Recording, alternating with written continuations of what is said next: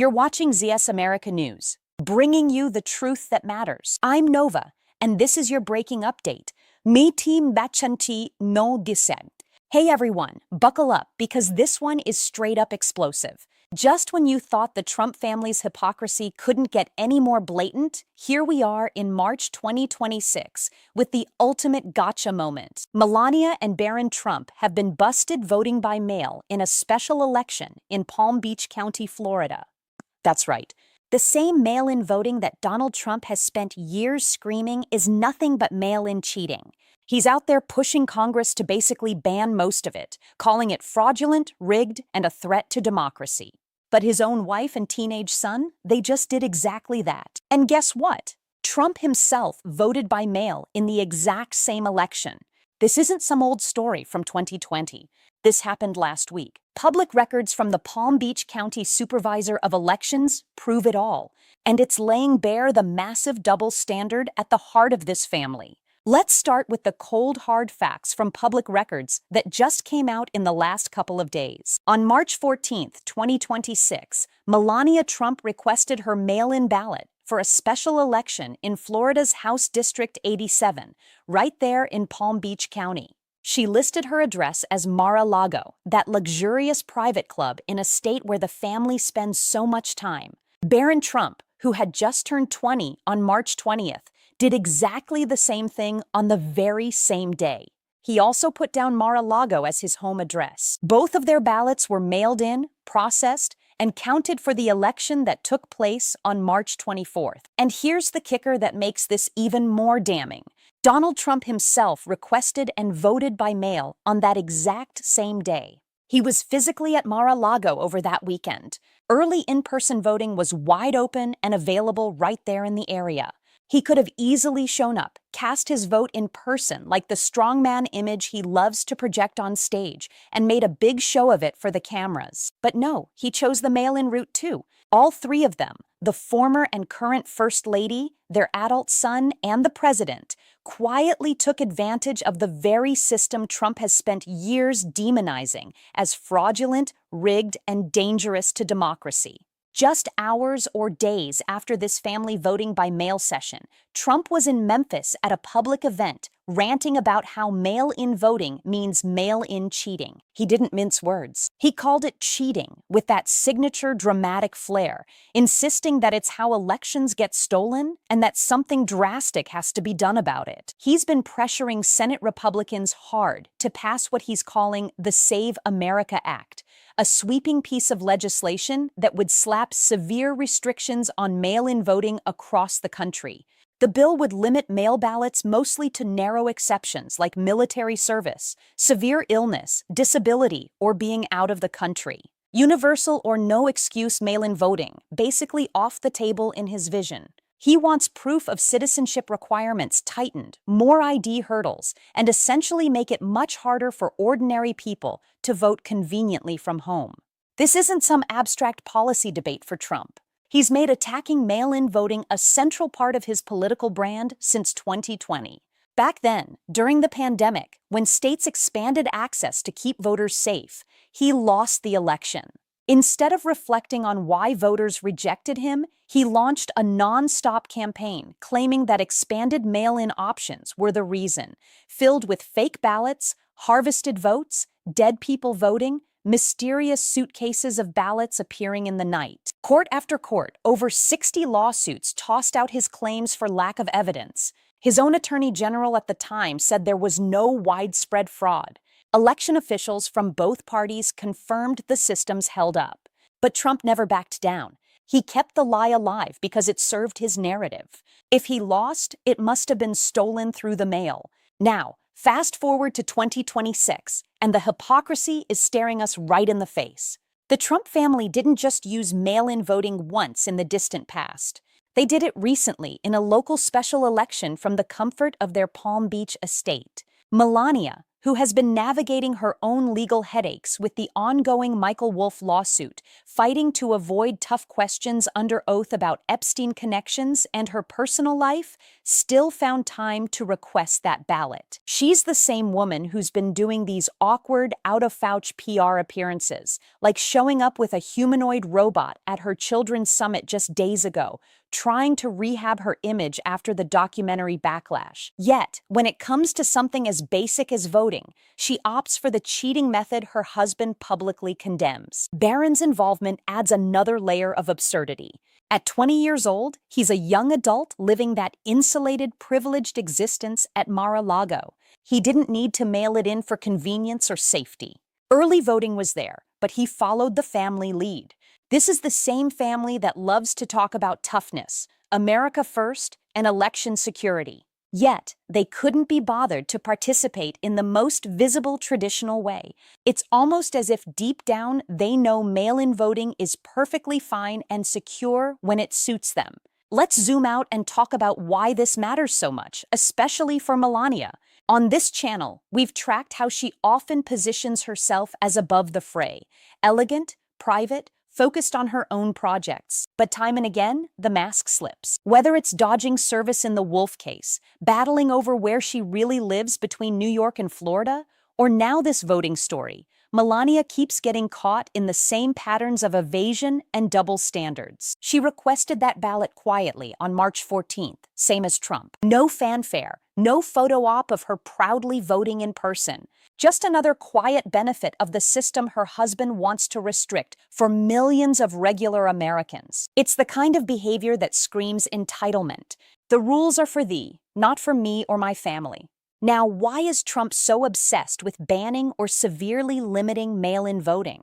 The fear runs deep, and it's not really about fraud, at least not the kind that actually exists in meaningful numbers. Let's look at the data because the evidence is overwhelming. Multiple nonpartisan studies, including from places like the Brennan Center for Justice and academic analyses covering millions of ballots, show that mail-in voter fraud is extraordinarily rare. We're talking rates as low as 0.43%, roughly 4 cases out of every 10 million mail ballots. That's rarer than getting struck by lightning. When fraud does happen, it's usually isolated incidents caught by the very safeguards states already have in place. Signature verification, ballot tracking, bipartisan observers, and strict penalties that can include prison time. States have been using absentee and mail-in ballots for decades, long before 2020. Military members overseas have relied on them since the Civil War. Seniors, disabled voters, rural residents far from polling places, working parents juggling shifts. These are the people who benefit most. During the 2020 pandemic, when no excuse mail-in expanded in many places, turnout soared to record levels. Over 80 million people voted by mail or absentee without any widespread fraud epidemic. Election officials from both parties praised the systems. Even some Republican-led states saw higher participation and continued using expanded options because they worked. But for Trump, the real issue seems to be control and turnout. Mail-in voting makes it easier for more people to participate. Groups that historically might lean away from him in key demographics. Urban voters, younger people, communities of color, lower-income families who can't easily take time off work or arrange transportation and childcare for long lines on a Tuesday. Higher turnout often means a more representative electorate, and that threatens the narrow path to victory he's cultivated. In 2020, the expanded access hurt him in battlegrounds. Rather than adapt or broaden his appeal, he chose to attack the method itself. Now, in 2026, with midterms looming, he's pushing the Save America Act not because of security crisis, but because he wants to shrink the playing field back to what favors his base, in-person voting on Election Day, with stricter hurdles that can suppress votes in certain areas. The cons of a broad ban or heavy restrictions on mail-in voting are massive and well-documented. First and foremost, accessibility takes a huge hit. Millions of Americans physically cannot vote in person on a single day. Think about elderly voters with mobility problems or health conditions who risk exposure or exhaustion standing in lines for hours, cancer patients in chemotherapy, people with disabilities that make travel difficult, veterans in nursing homes, parents with newborns or sick kids at home. These aren't hypothetical cases. Restricting mail-in options effectively tells them their vote is less important or too inconvenient to count. Studies show that when states cut back on no-excuse absentee voting, turnout drops, especially among those demographics. Second, it creates logistical nightmares. More people forced into in-person voting means longer lines, overwhelmed polling places, higher chances of technical glitches or intimidation. We've seen it in places where strict laws were passed, voters waiting hours, some giving up entirely.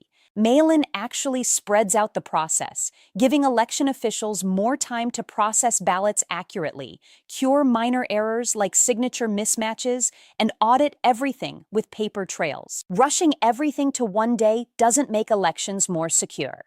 It can make them more chaotic. Third, think about cost and fairness. Expanding mail options in many states has actually saved money by reducing the need for as many physical polling sites and workers. Banning it would require massive new investments in infrastructure just to handle the crush. Overseas and military voters would suffer, the very patriots Trump claims to champion.